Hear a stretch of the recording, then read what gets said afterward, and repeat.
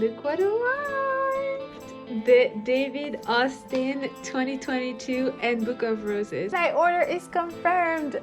Oh, the roses are here. Okay. Am I starting to be addicted to roses? Possibly. This is what I had to dig out to make that hole happen. Didn't you plant it, princess? Always about rearranging stuff.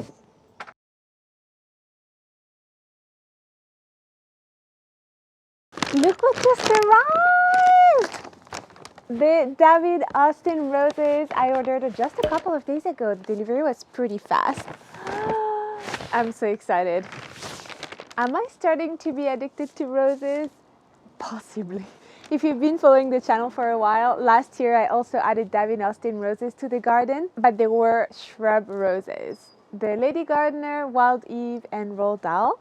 And this year I thought, why not try climbing roses too? They provide such a great interest, are perfect for a wall or a piece of fence, and also really good for smaller spaces where you have to make the most of vertical spaces. So for small gardens, climbing plants are really a must-have. Let's unpack them. This is the packaging they come into, of course branded. It hasn't changed since last year. All right, I just grabbed the utility knife. That should do the trick. Oh, the roses are here. Okay, let me pull them out of the bag. So I ordered roses, but also some mycorrhizal fungi to help with the roots. It did come protected a little bit from the dirt and moisture around the roses. In that little bag. Ah! This is the mycorrhizal fungi. I used it last year for the roses and it worked really well. And then, here we go. Well, they don't look like much for now. They literally bear root. I ordered bare root again because I had great success last year and of course a little bit less expensive. So they come kind of like bundled and nicely secured together, and each of them is tagged with the variety name. And now you can see the roots are, I hope you can see, the roots are nice and moist. And that's good, we don't want to give them a chance to dry out. So my two varieties, Claire Austin with gorgeous white and creamy blooms, and the Generous Gardener with gorgeous pale pink blooms. Ideally, you want to plant those as soon as they arrive, simply because, of course, we don't want them to dry out, and they're not supposed to stay bare root very long. This year, I'm not quite ready to plant them yet. I need a couple more supplies, like pots, a little bit more soil. I'm going to try to eel them in. I don't have space in the garden to dig a trench. I'm going to do that in a container. So I'm going to fill a tub with some compost, moisten it, put the rose in there, cover the roots as much as possible, and try to get to them in the next couple of days. So I'm just going to separate them first, just to avoid any rubbing of the branches together.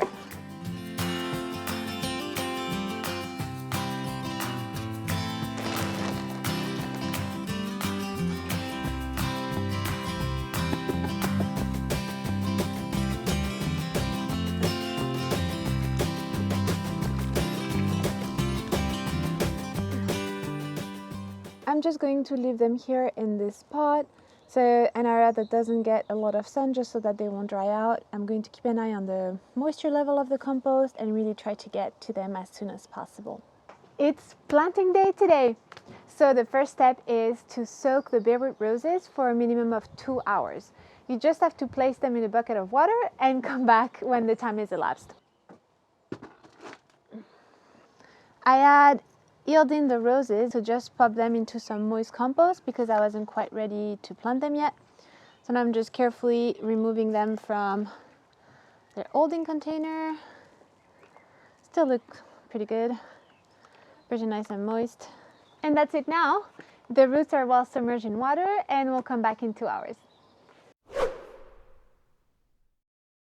While the roses are soaking, I took the opportunity to dig a hole to plant the rose. I didn't film that process, but this is what I had to dig out to make that hole happen. It was pretty epic. It took me like an hour. Look at this. Look at all those roots. I didn't even know what it was at first, but look at that. This is huge. This is a huge root framework. Well, unfortunately, a couple of bulbs suffered in the process, but I have a hole now about 20 centimeters deep, so I think that's going to be good. I'm going to make the amendments. I don't even know how I'm going to get rid of this. I'm only going to plant one here, but I'm still leaving the other in the bucket. This is the mycorrhizal fungi. I'm going to incorporate this in the soil when I plant the rose. I've never tried it before, but I read that could be beneficial, especially to get stronger plants and more blooms, so I'm really keen to give it a go. This is what it looks like.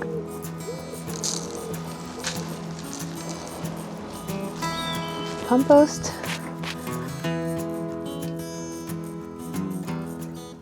Reserving. So just going to apply this on the roots all around the plant. You have to be careful about the level of that junction, so we have to backfill.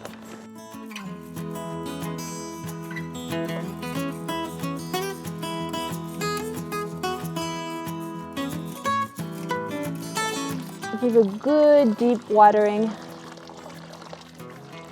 to make sure all the soil can settle properly.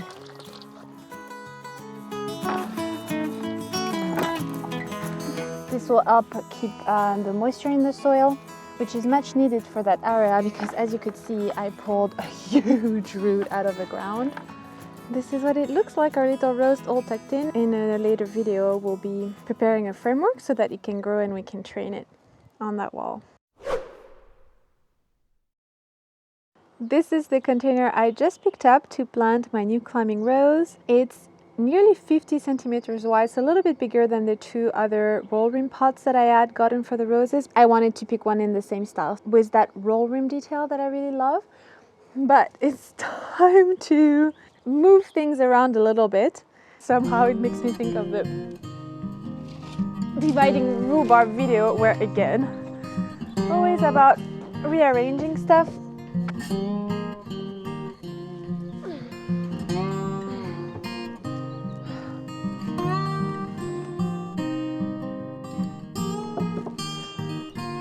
I'm adding pot feeds to help with drainage. Come on, go away, baby. Come on. You're gonna be squished, really heavy. Come on. Come on, my prince. I know it's interesting. Oh.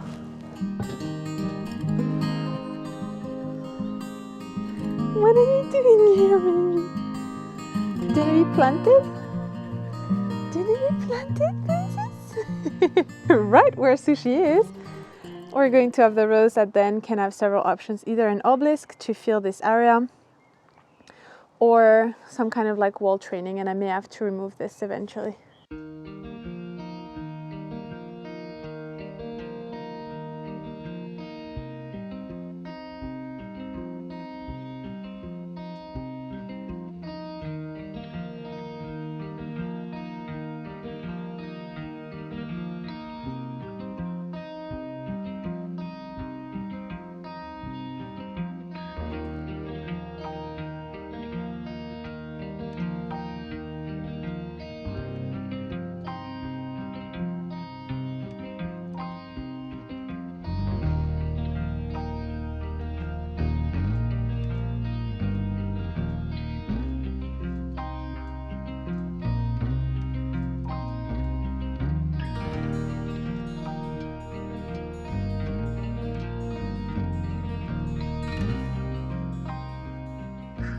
Everyone is planted. That was not without its adventure, but I'm really happy to have my roses all planted and ready to grow for the season.